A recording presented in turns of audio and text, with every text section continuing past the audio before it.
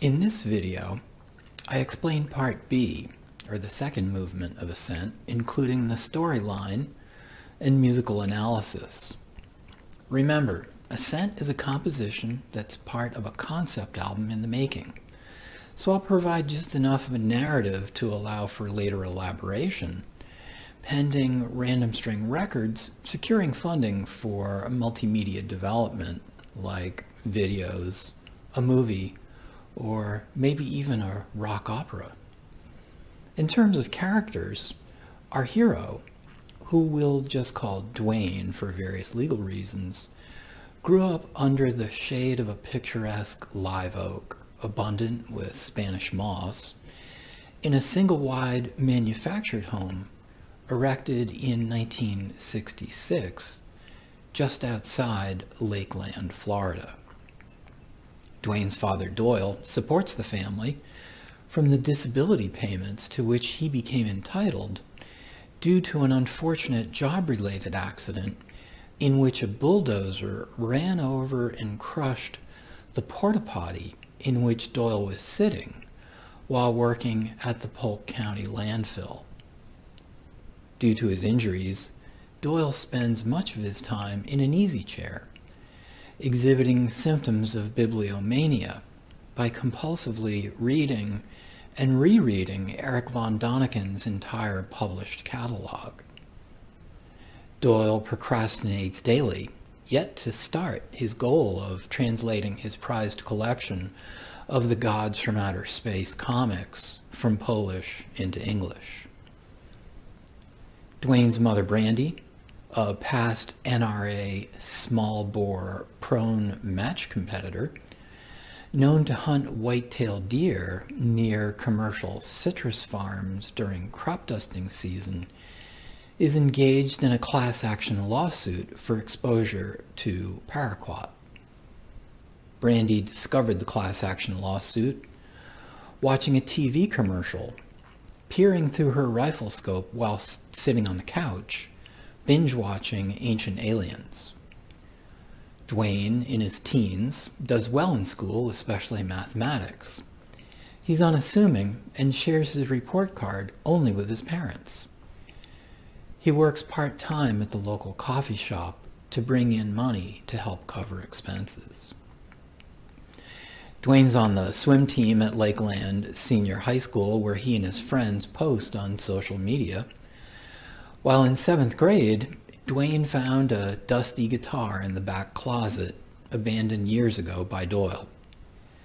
Dwayne spends enough time with the guitar to participate in the guitar program at the Harrison School for the Arts.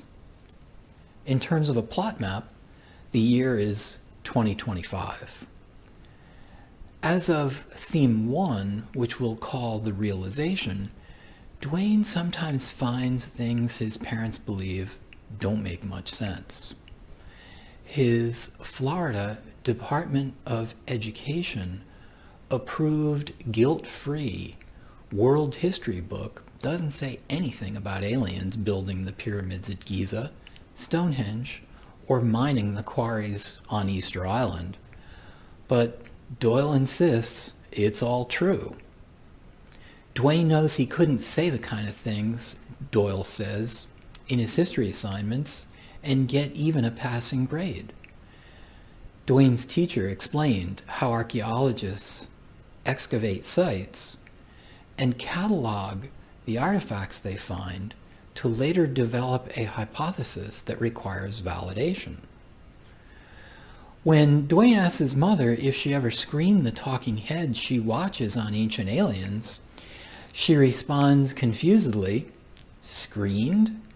They're all investigators, like the FBI."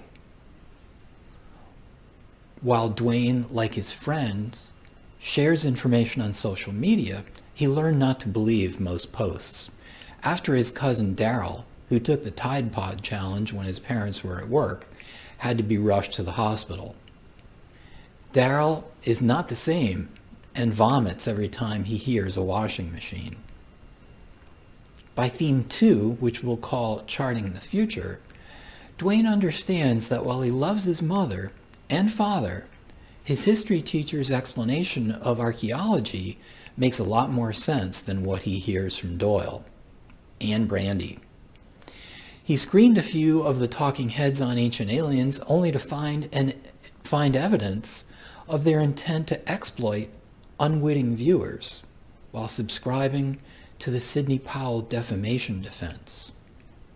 No reasonable person would believe what I said.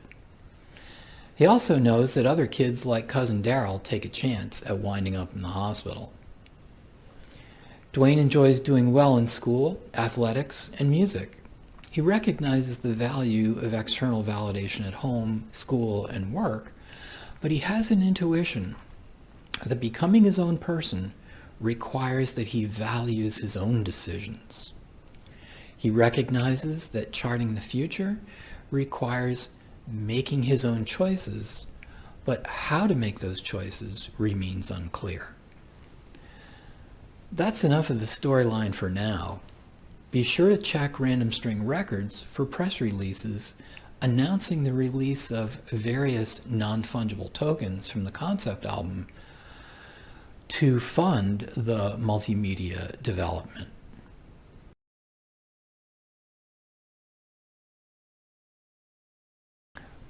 In terms of musical analysis, the tonal center of the second movement remains in the key of D minor, the relative minor of F major.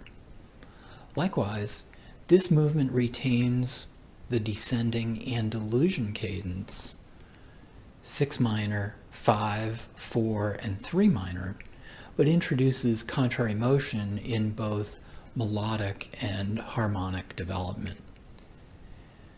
In supporting the first theme, the bass guitar outlines the cadence with a rhythmic figure counter to the backbeat, whereas the voicings, played by the acoustic guitar, ascend with inversions using leading tones while preserving an A pedal in the bass on once strummed arpeggios.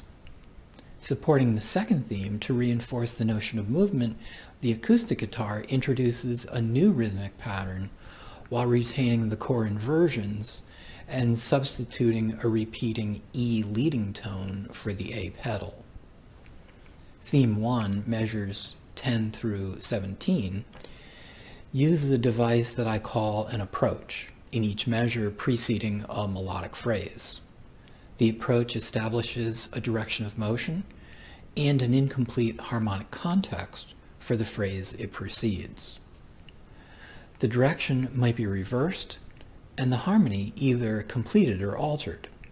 Because direction and harmonic content are essential to melodic exposition, the approach is not equivalent to an embellishment, rather it is a constructive device.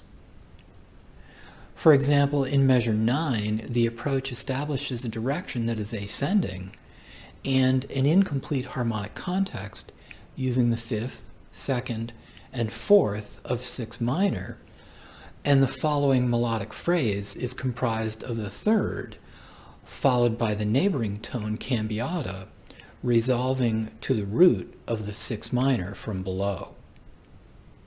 The approach in measure 11 both sets up contrary motion against its sequel and also reinforces the ambiguity of the descending inverted C triad over A in measures 12 through 13, as introduced in the first movement. The approach in measure 13 again sets up a reversal in direction for the melodic phrase in measures 14 through 15, which after the second outlines the B-flat flamenco triad over A. The approach in measure 15 again sets up the final reversal against its sequel in measures 16 through 17, in which the flat 7th of the 3 minor chord reinforces the Western music departure from the resolution of the traditional Andalusian cadence. Theme 2, comprised of the 3 phrases in measures 18 through 25, is the main theme of the second movement and serves as the source of through composition for the theme in Part D. The essential motif is an ascending third with passing and neighboring tones that is repeated and displaced rhythmically. While each phrase is ascending, the terminal notes of the motif, all of which are fifths of the respective chords, are descending, thereby reinforcing the use of contrary motion throughout the piece. This pattern ends with the resolution of the cadence on the minor third of 3 minor. That's it for this video. I'll talk more about theme 2 and through composition in part D in a later video. Make sure you download the score from Semiosis Music Publishing.